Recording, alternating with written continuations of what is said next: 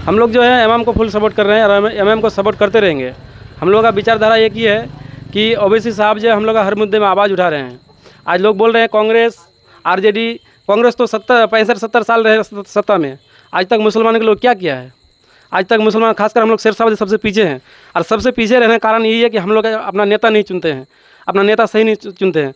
आज ओबीसी साहब जो है मुसलमान के बारे हर चीज़ में, 3 तलाक के बारे में ले लीजिए, उसके बाद ट्रिपल तलाक में ले लीजिए, संसद एनआरसी के बारे में ले लीजिए, किसी भी मुद्दे में अगर बोलता है तो ओबीसी साहब बोलते हैं, बाद में और कोई नहीं बोलते हैं। तो बाद में के नेता भी तो संसद भवन जाते हैं, काहे नहीं बोलते? अगर मुसलमान का कारण क्या? अगर मुसलमान को जो बोलते, मुसलमान के हक में जो बोलता है, हम लोग उसी को सपोर्ट करेंगे।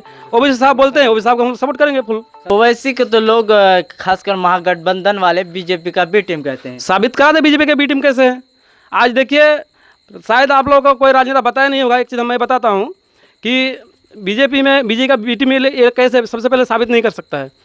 और देखिए, इंदिरा गांधी के 2 बेटे हैं, इंदिरा गांधी के 2 बेटे हैं, एक है बीजेपी में, दूसरा है कांग्रेस में। और मुलायम सिंह के 2 बेटे हैं, एक है बीजेपी में, एक है सपा में। अब देखिए, भाई भाई में मतलब एक दूसरा टीम में, दूसरा पार्टी में, तो आप बीजेपी का बी टीम एमएम को कैसे साबित करते? बीजेपी बी टीम तो असल कांग्रेस का आदमी है, लालू का बेटा भी कांग्रेस का बी टीम है, क्योंकि उसका भाई भी बीजेपी का बी टीम में जुड़ा हुआ है। आप पर आरोप लगता है आप सिर्फ मुस्लिम वोट बैंकों की राजनीति करते हैं। नहीं, ओवैसी साहब का कोई ऐसा भाषण दिखाई नहीं सकते हैं कि खाली वो मुस्लिम के बारे में बोला है। वो पिछड़ा, दलित सबको लेके चलते हैं। कभी ये नहीं बोला कि सिर्फ मैं मुसलमान का राजनीति करता हूँ, ये तो कभी बोला ही नहीं ओवैसी साहब ने। आज तक वैसा भाषण हम लोग डेली भाषण सुनते हैं, आज तक तो नहीं सुने कि ओवैसी साहब बोलते हैं खाली हम मुसलमान का नेता है। सीमांचल से यहाँ की जनता ने आपको 5 सीट दी थी, उसमें से 4 तो आपके चले गए, तो इसमें आपकी क्या कमी है? देखिए, आदमी वो तो हम लोग भरोसा करके जीता है कि ये एमएम से है। आदमी का दिल में क्या है वो तो नहीं बोल सकते हम लोग। अब वो गया है, उसका अपना ईमान है, वो चले गया, वो बिका हुआ इंसान है, वो बिक गया है। देखिए, हर चीज़, हर आदमी का ना, जो जिसका बीच में ईमान नहीं होता है उसका कीमत होता है। उसको खरीदा गया है, वो बिक गया है, बस डायरेक्ट बात यही है। तो जनस्वराज इस बार यहाँ पर क्या हवा है जनस्वराज? देखिए, जनस्वराज तो कोई पार्टी है ही नहीं। ये जो है जो भी एमआईएम का वोट है, एमआईएम का वोटर और जो कांग्रेस का वोटर है, वो वोट काटने आए हैं। और दरअसल एक्चुअली में बीजेपी का बी टीम ये है, जनस्वराज है।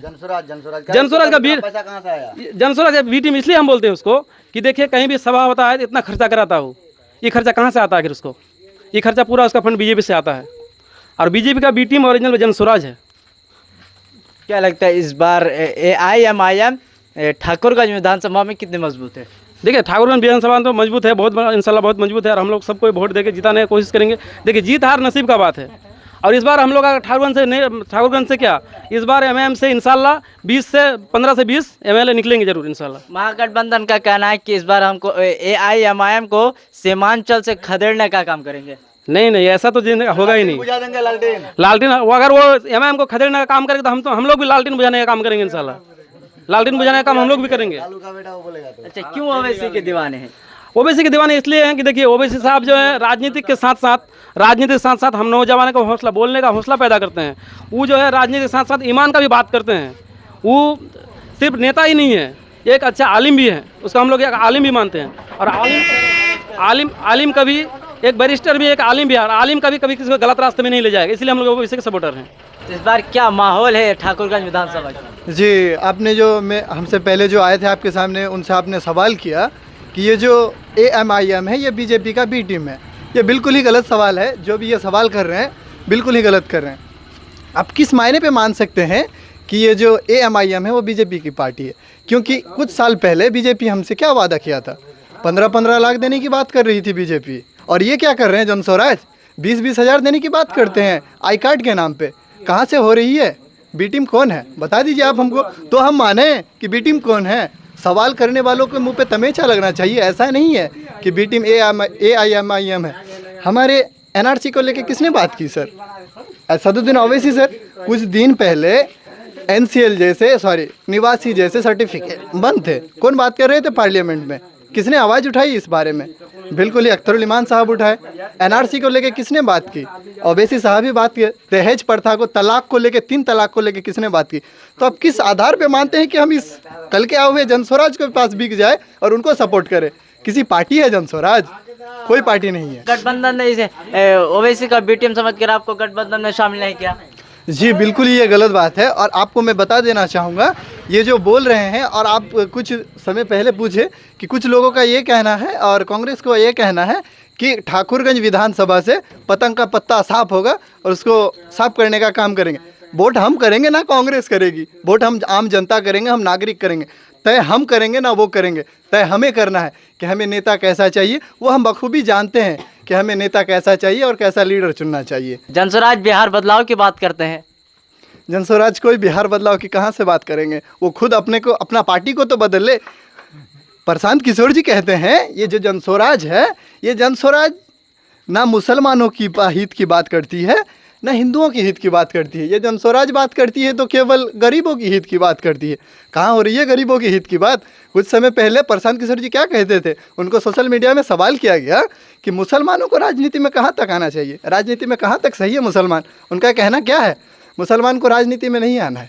अगर स्थिति को बदलने के लिए मुसलमान आ सकते हैं, उसको उसकी स्थिति को बदलने के लिए मुसलमानों की जरूरी है। तो उनका कहने का मतलब क्या है, आप वोट कीजिए मुसलमान, लेकिन उनको मुसलमान लीडर नहीं चाहिए, मुसलमान नेता नहीं चाहिए। तो आप इसको कहते हैं ये बिहार बदलेंगे?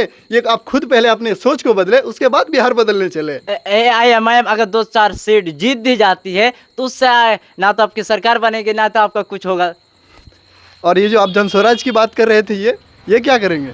ये अगर जीत भी ले तो क्या करेंगे? बिहार बदलाव, कौन सा बिहार बदलाव कर देंगे? इसके मायने में हम अगर AMIM का बात करें, बिल्कुल ही पहले भी इससे ताकतवर थी, अभी भी इंशाल्लाह इससे ताकतवर है, और इंशाल्लाह इनका चर्चा भी है। इस मामले पे हम यही कहना चाहेंगे। एक बात बता देना चाहूँगा, कुछ लोग कहते हैं कि आप असदुद्दीन ओवैसी और सर अख्तर उल इमान के बारे में क्यों बात करते हैं, क्या है उनमें आखिर ऐसा?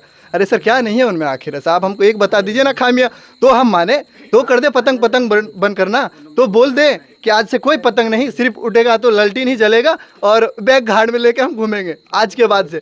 कौन मुद्दे पे बात करते हैं? हमारे लिए, हित के लिए कौन बात करते हैं? सर बैरिस्टर असदुद्दीन ओवैसी साहब। तो आप ये समझे ना कि हमें नेता कैसा चाहिए। हमें नेता शिक्षित चाहिए, ना कि ये चाहिए। हम एक एजुकेटेड पर्सन है। हम पर कौन राज करते हैं? अनपढ़ जाहिल जैसे लोग राज करते हैं। तो हमारे शिक्षा के मामले में कहाँ तक सोचेंगे? वो हमारे हित के बारे में कहाँ तक सोचेंगे? वो हमारे स्वास्थ्य को लेकर कहाँ तक सोचेंगे?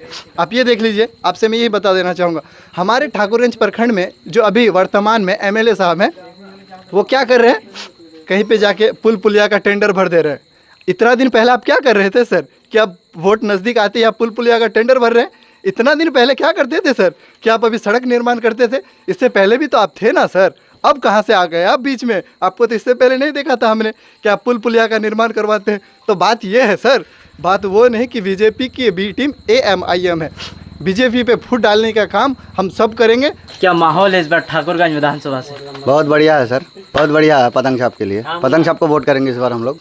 पतंग छाप को? जी जी। पतंग छाप तो बीजेपी को जिताने का काम वो बीजेपी वाला कहते हैं, बीजेपी वाला, पतंग वाला नहीं कहते हैं। देखिए, पतंग छाप का वोटर दीवाना होते हैं। बीजेपी वाला, जो बीजेपी का आदमी है ना, वही बोलता है ये बात।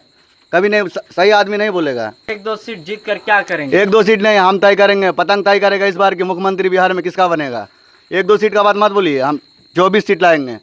AIMIM किन मुद्दों पर बात करती है? हर मुद्दे पे बात करती है। दलित की, गरीब की, पिछड़े की, मुसलमान की, हर हित की बात करती है। वो हर आदमी का बात करता है, हर वो व्यक्ति का बात करता है। बेआवाज का आवाज़ बन के बात करता है वो। क्या लगता है इस बार ठाकुरगंज विधानसभा से किस पार्टी की ज़्यादा वर्चस्व है? किस पार्टी की सर? हम लोग को, जब से हम लोग का वोटर ID बना है, जब से हम लोग वोट दे रहे हैं, तब से ये AMIM को ही दे रहे हैं, और जब तक जिंदा रहेंगे उसी को देंगे। AIMIM आखिर क्या है जो उसको देना चाहेंगे? सर उसमें सब कुछ है। और एक बात जो अभी मेरे भाई से पूछा सवाल कि गठबंधन में क्यों नहीं लिया बीजेपी का बी टीम समझ करके, तो सर उन लोगों को डर है कि क्या कि हम लोग तो अनपढ़ है, 9वीं फेल है, कोई हम लोग का अच्छा लीडर नहीं है। अगर असदुद्दीन ओवैसी सर आ गए इस गठबंधन में, तो हम लोगों का मुख्यमंत्री सब बिहार में सब सफाचाट हो जाएगा। क्योंकि वो लोग का जो सपना था, जो हम लोग का इतना दिन से हम लोग बिहार को लूट रहा है, लूटने का काम कर रहा है, वो लोग नहीं पाएगा। गठबंधन में अगर ओवैसी सर आ जाएंगे तो ये लोग का नाम और निशान मिट जाएगा। इस डर के वजह से उन्होंने ओवैसी को बदनाम करके बी टीम कह करके उनको नहीं लिया गठबंधन में। सिर्फ और सिर्फ यही वजह है। साफ पता चल रहा है हम लोगों को कि ये जो गठबंधन में नहीं लेने की वजह है। ओवैसी के बारे में कहा जाता है ये जहाँ भी जाते हैं, चुनाव लड़ते हैं, वहाँ बीजेपी जीत जाती है। कितना दिन आने का हुआ सर बिहार में ओवैसी साहब का, MIM का? 2014 इससे पहले नहीं आया था ना? इससे पहले 1992 में एक बार जीता था। गुजरात में तो नहीं किया था। में तो ओबीसी कहाँ इलेक्शन लड़ रहा है? गुजरात में भी नहीं किया था। वहाँ पे फिर कैसे जीत लिया सर? ये तो एमआईएम पूरा देश में तो नहीं लड़ते हैं ना। जहाँ जहाँ वो नहीं लड़ते हैं वहाँ भी तो बीजेपी जीता हुआ है। इसका मतलब क्या है? इसका मतलब क्या है सर? तो आप कहेंगे ना, आप वही तो बोल रहे हैं। महागठबंधन का, मेरा आरोप नहीं, महागठबंधन का आरोप है। वही बोल रहे हैं हम। वो जो आरोप लगा रहा है वो गलत लगा रहा है। वो सिर्फ और सिर्फ मतलब अपना दबदबा बनाना चाहता है। बट हम लोग इस बार जनता तय करेंगे कि उसका दबदबा को पूरा नीचे दबा देंगे और लालटेन को तेल निकाल कर फेंक देंगे, सीधा आसमान में उड़ाएंगे। जी मेरा नाम क्या नाम है? मेरा नाम अकबर अली हुआ। इस बार ठाकुरगंज विधानसभा में किस पार्टी की ज्यादा चर्चा है? चर्चा तो जहाँ तक देखा जाता है कि एमआईएम का ही वही है। एमआईएम जी एमआईएम आखिर क्या खूबी है जो इतना दीवाने हैं? देखिए, एमआईएम का खूबी अगर देखना चाहते हैं तो उसका खूबी एक ही है कि आप मान के चलिए कि कहीं अगर कोई भी अगर किसी चीज़ का अगर पास होता है, कोई भी कानून पास होता है, यानी आप मान के चलिए कि एक प्रकार से जो भी मतलब भ्रष्टाचार तो है ही, लेकिन फिर भी हर चीज़ का वो जो मुद्दा उठाते हैं और उसी का आवाज़ उठाते हैं, और वो उस आवाज़ जो है जनता को इस बार भा गया। माहौल है इस बार ठाकुरगंज विधानसभा से? माहौल तो इंशाल्लाह बहुत बढ़िया है। और पतंग छाप के लिए तो सब दीवाने हैं, और पतंग छाप को इस बार वोट देकर हम लोग जिताने का कोशिश करेंगे। इंशाल्लाह जीतेगा वो। क्या पसंद है ओवैसी का आपका? पसंद तो हम लोग को बहुत है, और पसंद के लिए हम लोग उसको देते हैं वोट, क्योंकि हर चीज़ के मामले में वही आगे आता है गरीबों के लिए। और वो हर चीज़ में वो ये करता है कि जैसे कोई भी कुछ भी अगर लागू करता है कानून में, तो वो पहले आके खड़ा रहता है। अगर गलत है तो गलत बता रहा है, जो सही है वो सही कर रहा है। अच्छा, यहाँ आपके जनसुराज का क्या हुआ है? जंग स्वराज का तो यहाँ पे कुछ हवा नहीं है। जंग स्वराज तो वो बेकार है। वो क्या है? वो कुछ भी नहीं है। महागठबंधन को कितना चाहते हैं लोग? महागठबंधन के बारे में तो वो तो नहीं कह पाएंगे सर। अच्छा, क्या माहौल है आपके यहाँ? माहौल तो बहुत अच्छा है। एमआईएम का अच्छा है। एमआईएम का? जी। अच्छा, क्या एमआईएम में क्या पसंद है जो एमआईएम कितने दीवाने? वो ईमानदार है, कोई काम भी करता है, मजबूती से काम करता है, बहुत अच्छा आदमी है। आरजेडी वाले आपको गठबंधन में नहीं लिए क्योंकि आपको बीजेपी मतलब आप यहाँ अगर चुनाव लड़ते हैं एमआईएम तो बीजेपी जीत जाती है। नहीं, इस बार तो पता नहीं जीतेगा। पता नहीं जीत जी। क्या नाम है आपका? मोहम्मद मजहरुल। अच्छा, क्या माहौल है आपके यहाँ? माहौल देखिए, हम लोग का माहौल एक ही है। सर कट जाए, कुछ भी हो जाए, हम लोग पतंग का छोड़ के इधर उधर नहीं भटकने वाले। हाँ, चाहे जहाँ जाना पड़े हमको।